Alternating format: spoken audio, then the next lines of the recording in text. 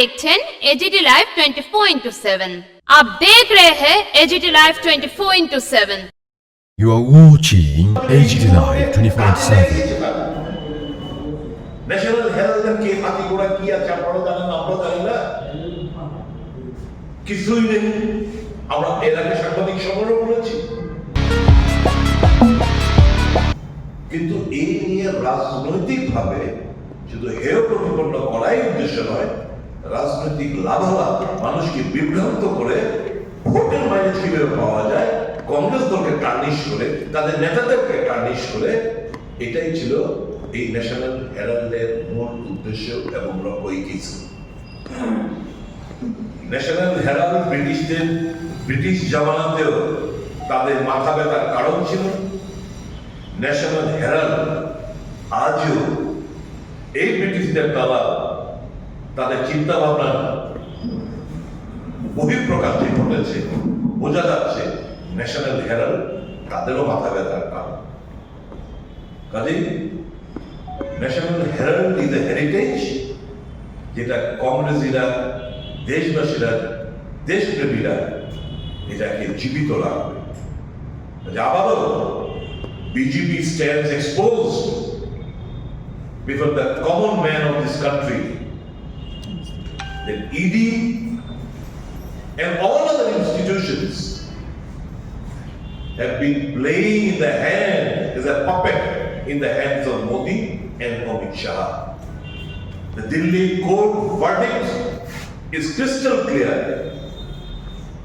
They have rubbed mud on their faces of ED by this verdict. কাজে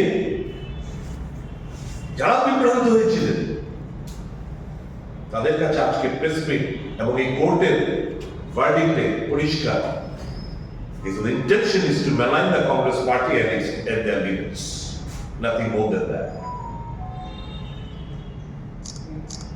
third যে ব্যাপারটা আমি এখানে উল্লেখ করতে চাই, সাম্প্রতিক যে বাংলাদেশে যে কাণ্ড কারখানা চলছে, ভারতীয় দূতাবাসের উপর আক্রমণ করার প্রচেষ্টা,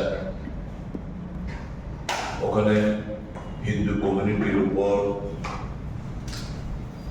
অত্যাচার, একজন ময়মনসিংহ জেলা একজনকে মেরে তাকে আগুন দিয়ে পুড়িয়ে দেওয়া হয়েছে।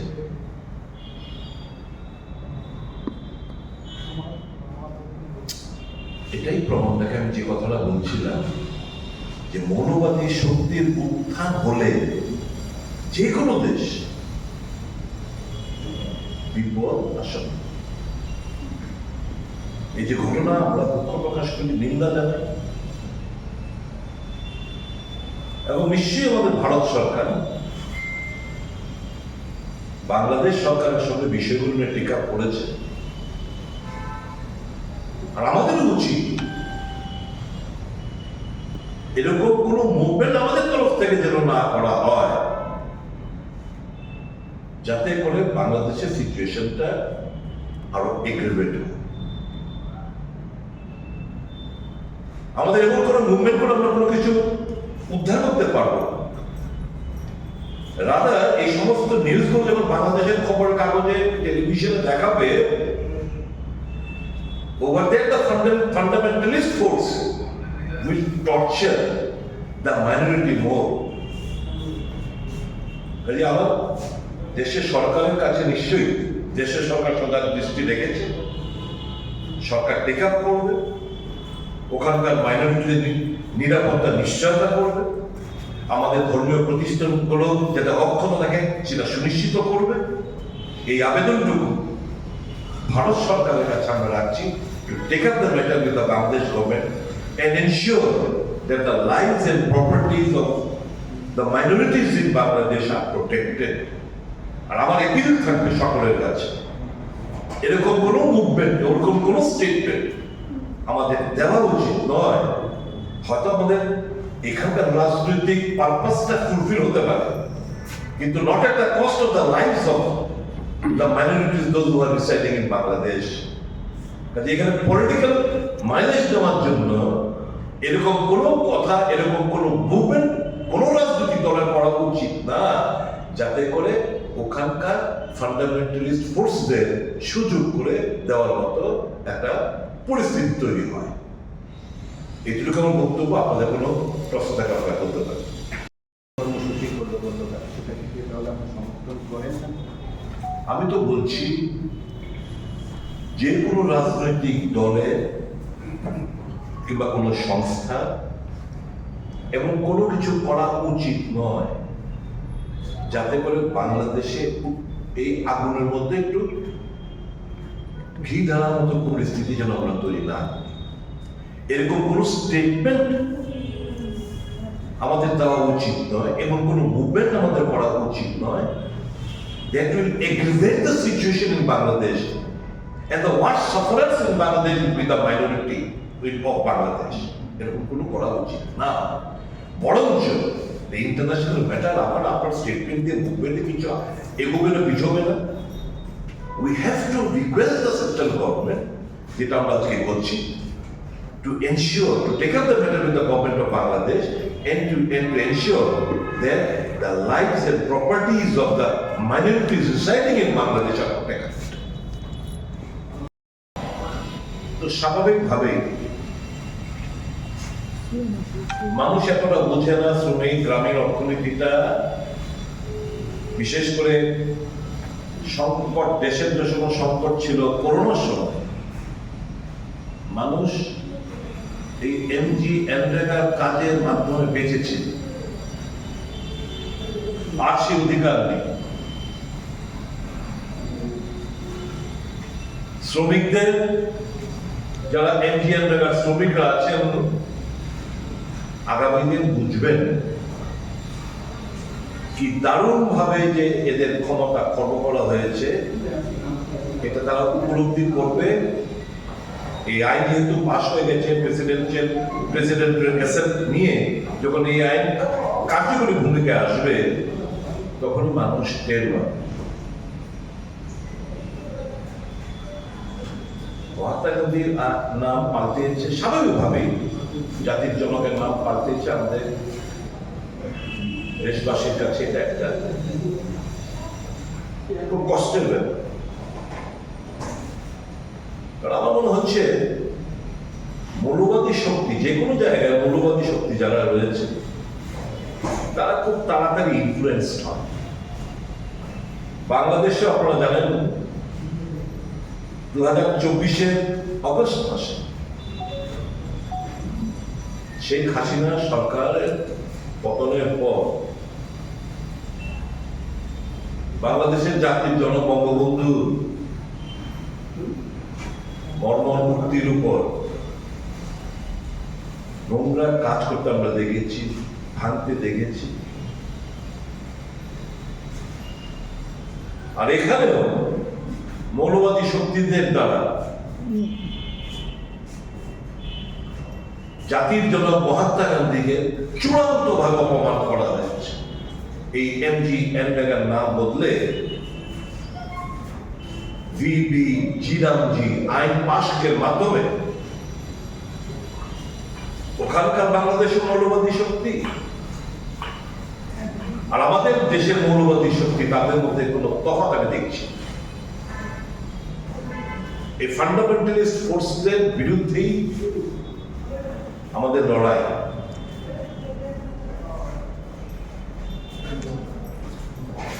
এই যে আইনটা ভিবি জিরামজি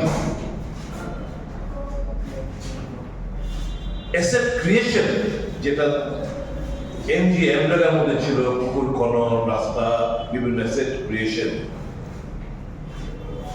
সেগুলো দারুণ ভাবে ব্যাঘাত ঘটবে এই আইনে।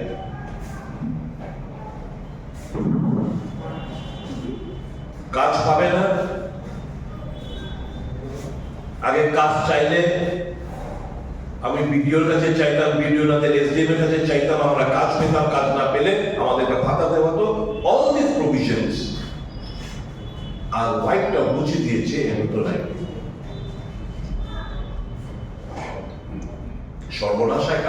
করেছে, শ্রমিক বিরোধী এক আইন পাশ করেছে, যেরকমটা করেছিল কৃষি শ্রমিকদের কৃষি আইন, এই তিনটে কৃষি আইন যেরকম ভাবে পাশ করা হয়েছে।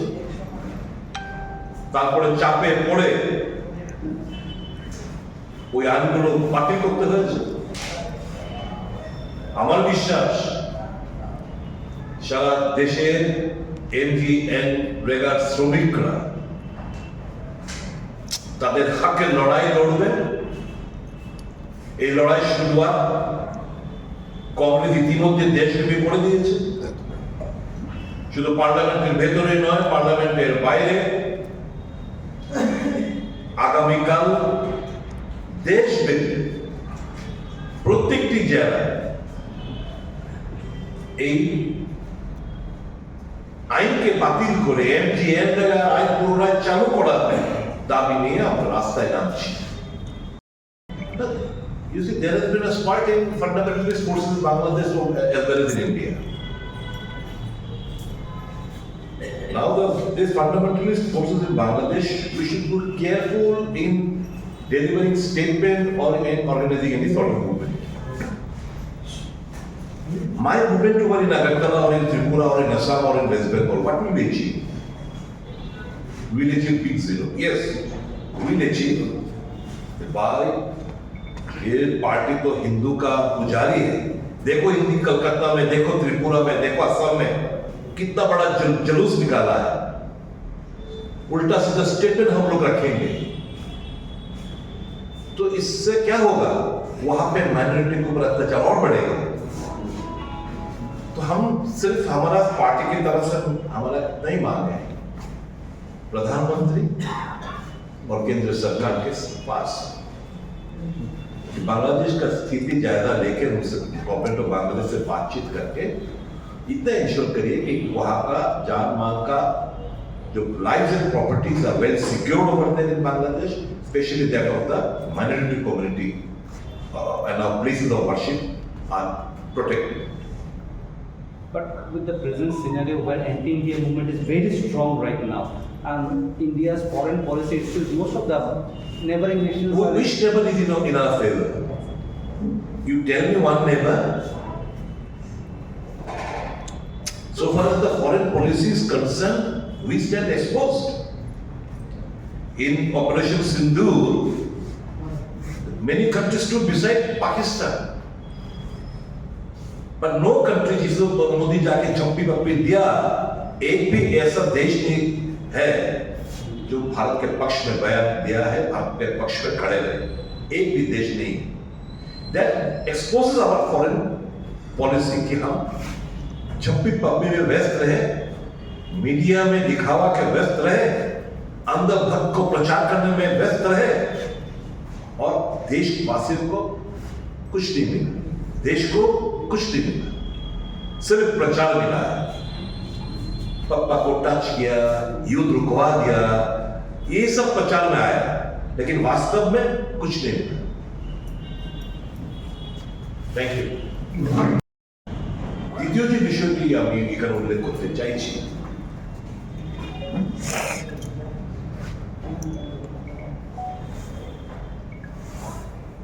দিল্লির একটি কোর্টের ভার্ডিক্টে পরিষ্কারভাবে বোঝা যাচ্ছে যে এতদিন যে আমরা এজেন্সিগুলো নিয়ে কথাবার্তা বলতাম, কোর্টের এক ভার্ডিক্টে যে this case is not maintainable, national হেরাল্ডের কেস, যেটা প্রাইভেট পার্টির এফআইআর এর ভিত্তিতে এত কাল ধরে 2012 সালে সুব্রমণিয়ান স্বামী দ্বারা এক পিটিশন 2025 সালে এসে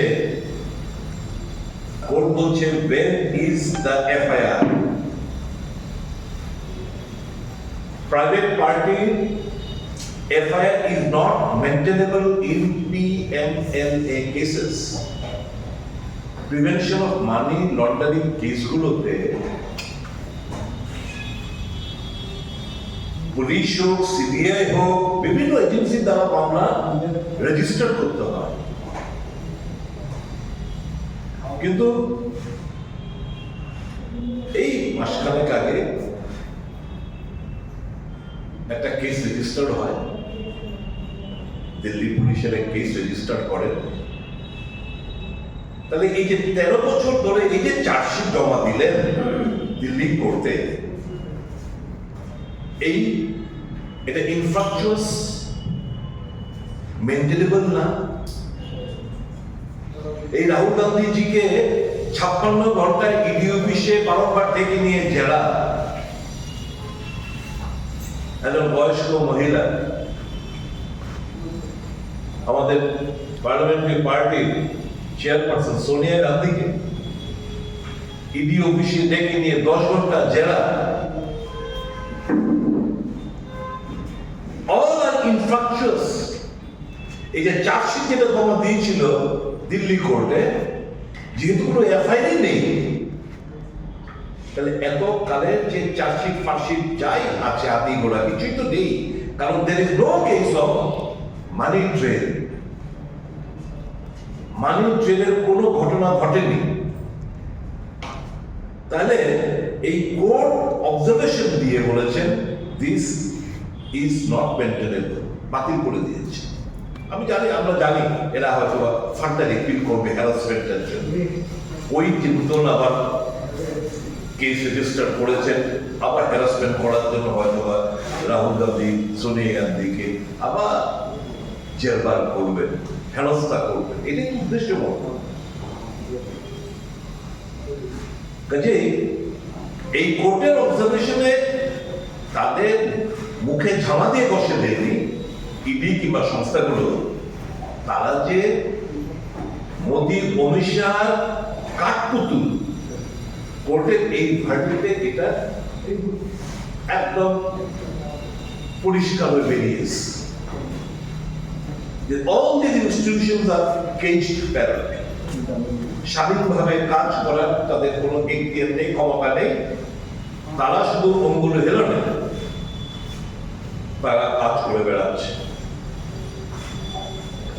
বিরোধী নেতাদের হেনস্থা হচ্ছে। ন্যাশনাল মিডিয়া, আপনারা যারা মিডিয়া বন্ধুরা রয়েছেন, খবরের কাগজগুলোতে দেখুন কংগ্রেস সম্পর্কে, কংগ্রেস নেতাদের সম্পর্কে হেডলাইনগুলো ভাবুন। লোক সমক্ষে কংগ্রেসকে হেয় প্রতিপন্ন করা, রাহুল গান্ধীর ইমেজকে টার্নিশ করা, সোনিয়া গান্ধীর ইমেজকে টার্নিশ করা, এটাই ছিল মূল উদ্দেশ্য এবং লক্ষ্য। আগামীকাল প্রত্যেকটি জেলায় এই আমাদের এই যে ভিবি চিরামজি যে আইন প্রণয়ন করেছে তার বিরুদ্ধে, এবং আমাদের দাবি থাকবে এমজি এনরেগা আইনটা যেরকম ভাবে ছিল সেরকম ভাবে আবার পুনরায় চালু করার জন্য। সারা প্রত্যেকটি জেলায় আমাদের, সারা দেশে প্রত্যেকটি জেলায় আমাদের বিক্ষোভ কর্মসূচি হবে এই নতুন আইনের বিরুদ্ধে। So, the government, on the contrary, they are claiming that under the MGNREGA it was only 100 days. We have increased this more than 100. So, these are all political stunts and gimmicks. These are just eyewash because they have committed a sin. 125 days. Which state government can bear 40% of the share? The state is already running in debt. All the state governments are in a very, very tight position so far as the financial, economic condition is concerned. Who can spend, which state can spend 40% of the expenditure that will be incurred? Earlier what was the 90s to 10? Now it is 60s to 40, almost of the states, bearing the northeastern states. So which state government can bear 40% of the expenditure? Obviously, 125 दिन हमने तो रखा 25 दिन, it will please the ear, but वास्तव में क्या होगा? Ground reality is that you cannot even achieve or attain 50 mandates in a year. These are not frauds and cheats. They are cheating the people of the country. do you think this will also impact the economy, The rural economy will be completely shattered. अभी तक तो जो rural economy खासतौर पे देश में वो MG NREGA पे ही था। कोरोना के समय आपको याद होना चाहिए, कोरोना के समय MG NREGA played a pivotal role in the daily livelihood. That will be completely shattered. ग्रामीण अर्थव्यवस्था एकदम खतरे में है, this much I guess. and does the government providing free food to a huge number of people, is it not indicative also that the economy is in both? कहा फिर भी ये लोग कहते हैं कि विकसित भारत, जिस देशवासियों को 80 करोड़ जनता को आप मुफ्त में 5 किलो चावल और गेहूं खिला रहे हो, वोट को लक्ष्य में रख के आप कहते हो देश विकसित हो रहा है। गरीबी का अब फायदा ले रहे हैं। बहुत खराब परिस्थिति है देश में। Economy of the country shuttered. हर एक देशवासी 4.5 लाख करके ऋण मतलब डेट में हो।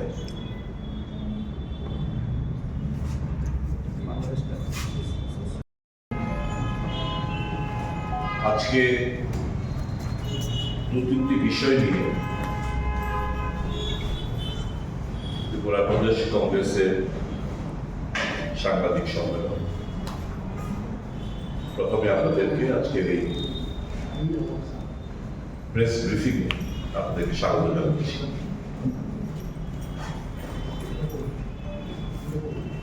আপনারা জানেন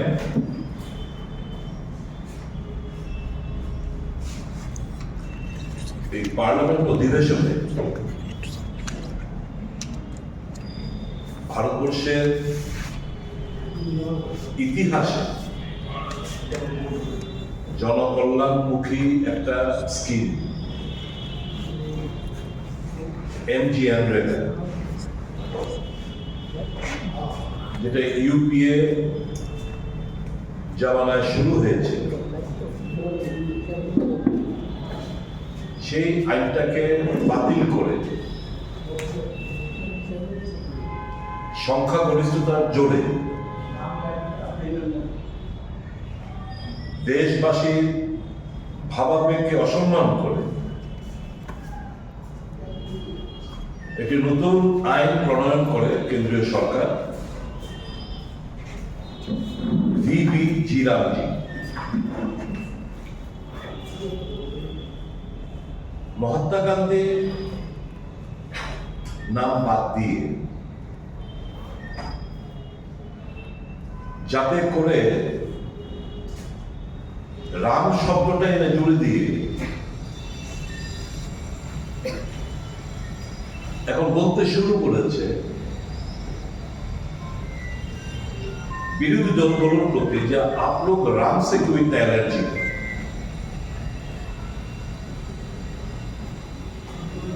নিশ্চয়ই আমাদের রামের প্রতি আমাদের কোনো এনার্জি নেই। রাম হচ্ছেন সকলের হৃদয়ে বসবাস করেন, তাকে আমরা পুজো করি, কিন্তু রাজনৈতিক লাভালাভের কথা মাথায় রেখে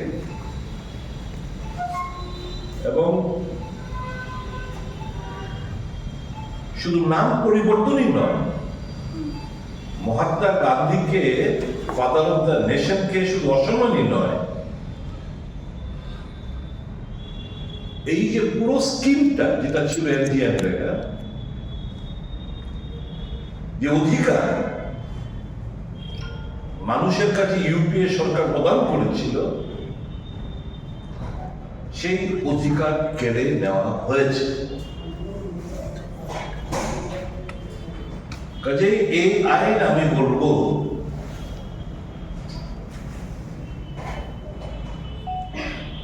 মানুষের অধিকার যেটা কংগ্রেস সরকার দিয়েছিল ইউপিএ জামানায়, সেই অধিকারকে খর্ব করা হয়েছে। এই আইনে 125 দিনের কাজের উল্লেখ করা হয়েছে মানুষকে বিভ্রান্ত করার জন্য। এই কথা বলে অধিকাংশ স্টেটগুলোর জন্য 60:40 রেশিওতে, অর্থাৎ 60% টাকা কেন্দ্রীয় সরকার দেবে, 40% টাকা রাজ্য সরকার বহন করতে হবে। প্রত্যেকটি রাজ্য অর্থনৈতিকভাবে বিপর্যস্ত, ঋণে জর্জরিত। স্বাভাবিকভাবেই এই 40% শেয়ার টাকা দেওয়ার মতো অবস্থায় রাজ্য সরকারগুলো নেই।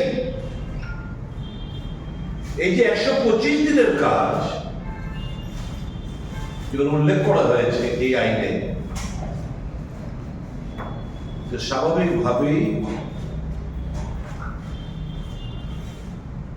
এটা একটা আইবাস ধারের কাছে পৌঁছবে না।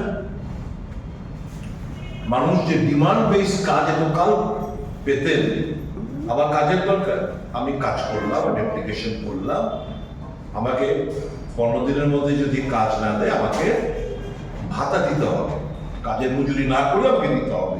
এই যে প্রভিশন গুলো ছিল সবগুলো নতুন আইনে নেই, উধাও হয়ে গেছে। অর্থাৎ ডিমান্ড বেস যে অধিকার সেটা ছেড়ে দেওয়া হয়েছে নতুন আইনে। ये न्यूज कंटेंट देखने के लिए शुक्रिया। अगर आपका कोई सुझाव है तो हमें कमेंट कीजिए, सब्सक्राइब कीजिए AGT Live 24/7। Thanks for watching AGT Live 24/7.